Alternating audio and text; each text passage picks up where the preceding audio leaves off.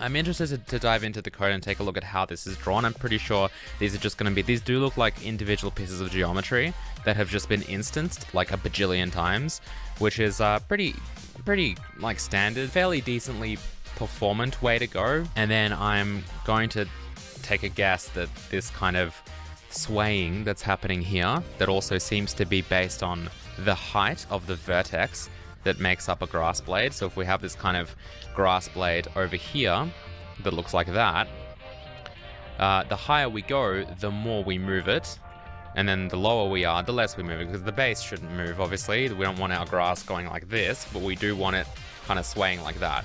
And that's probably just animated using... Actually, it does look like each individual grass blade does look to be on a different path.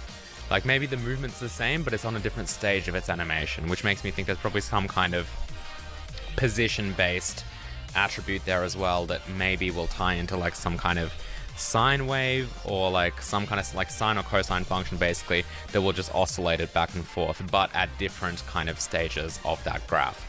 And that kind of makes them all look independent, which I don't know, like I have mixed feelings about that, because obviously like whilst grass maybe does move slightly differently, like each individual blade of grass will move maybe a little bit differently compared to like the ones next to it, overall the wind blowing on it is going to be like the same, right? So like this chunk of grass blades is going to have the same wind force coming on it. There might be other factors like